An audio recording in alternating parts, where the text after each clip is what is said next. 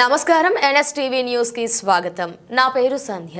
ఇక వార్తల్లోని ముఖ్యాంశాలను ఇప్పుడు చూద్దాం. వైఎస్ఆర్ కాంగ్రెస్ పార్టీ రాష్ట్ర పిలుపు మేరకు తిరుమల తిరుపతి తొలి గడప దేవుని కడప శ్రీ లక్ష్మీ వెంకటేశ్వర స్వామి ఆలయంలో పవిత్రమైన తిరుమల లడ్డూలో ఎటువంటి జంతువుల కొవ్వులు కలపలేదని సిబిఐ సిట్ కోర్టుకి ఇచ్చిన నివేదికలో పొందుపరిచిన సందర్భంగా రాష్ట్ర ముఖ్యమంత్రి చంద్రబాబు నాయుడుకి, ఉప ముఖ్యమంత్రి పవన్ కళ్యాణ్కి, మంత్రి లోకేష్ కి శాప విమోచనం కలగాలని, మంచి బుద్ధి ప్రసాదించాలని జిల్లా అధ్యక్షులు పి రవీంద్రనాథ్ రెడ్డి, మాజీ డిప్యూటీ సీఎం ఎస్బి అమ్జద్ బాషా, రాజంపేట పరిశీలకులు కె సురేష్ బాబు, ఎస్సీసీ మెంబర్ మాసీమా బాబు, నగర మేయర్ పాకా సురేష్ మరియు డిప్యూటీ మేయర్ నిత్యానందరెడ్డి వెంకటేశ్వర స్వామివారికి పాప ప్రక్షాళన పూజలు చేసి టెంకాయలు కొట్టి నిరసన తెలియజేశారు.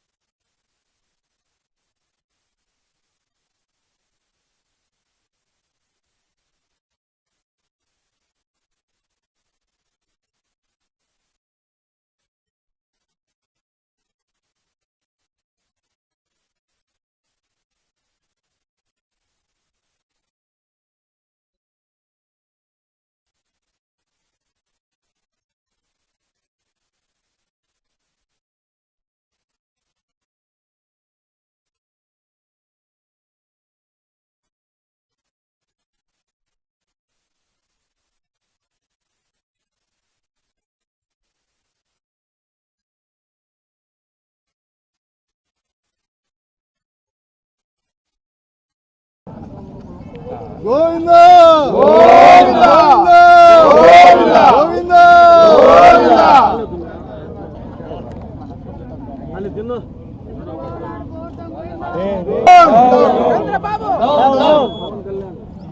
పవన్ కళ్యాణ్ చంద్రబాబు చంద్రబాబు చంద్రబాబు స్వార్థ రాజకీయాలకు CM down down down down CM down down CM down down CM down down CM down down CM down down CM down down CM video తీరా వెంకటేశ్వర స్వామి లడ్డూను వాడు స్వార్థ రాజకీయాల కోసం దేవుణ్ణి కూడా వదలడం లేదు.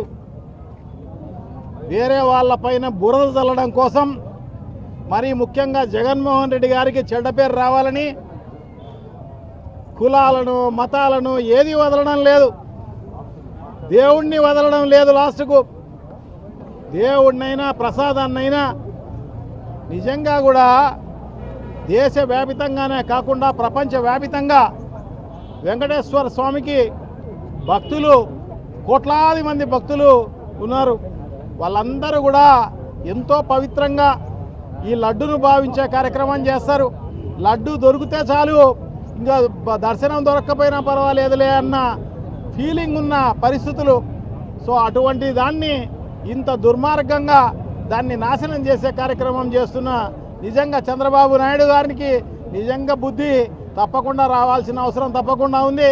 దేవుడేం ఊరకుండడు, ప్రజలు ఏమన్నా క్షమించవచ్చేమో కానీ దేవుడు మాత్రం క్షమించే ప్రశ్నే లేదు. కేంద్ర సుప్రీంకోర్టు సిబిఐ ఈరోజు కూడా వాటి తెల్ల చేయడం జరిగింది. నిజంగా భారతదేశంలోనే ఈ రాష్ట్రంలోనే ఒక నియంత పరిపాలన జరుగుతుంది. 18 నెలలుగా ఎన్నో కుట్రలు చేసి ఏ దానికి ఆ దానికి డైవర్షన్ పాలిటిక్స్ చేసే విధానం చేస్తుంది ప్రభుత్వం.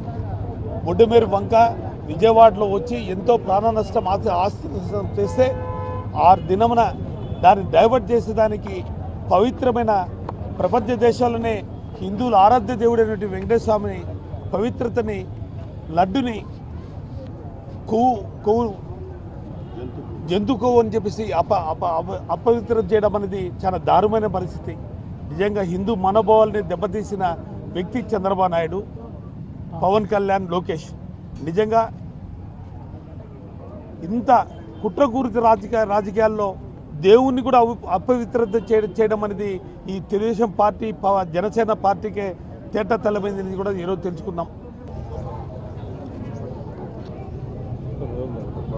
నిజం గెలిచింది, అబద్ధం ఓడిపోవడం జరిగింది. నిజంగా ఎప్పటికీ నిజానికి ఎప్పుడు గెలిపే అది ఈరోజు నిరూపణ కావడం జరిగింది. మరి ఈరోజు ఈ రాష్ట్రంలో ఈ కూటమి ప్రభుత్వానికి సంబంధించిన పెద్దలు ఎంత నీచ రాజకీయాలకు దిగజారారంటే దేవుళ్లను కూడా వదలకోకుండా, దేవుళ్ళకు సంబంధించిన ప్రసాదాలను కూడా వదులుకోకుండా మరి ఈరోజు రాజకీయాల్లోకి లాగిన పరిస్థితి మరి ఈరోజు ఈ చంద్రబాబు నాయుడు గారి ప్రభుత్వంలోనే మనం చూస్తున్నాం.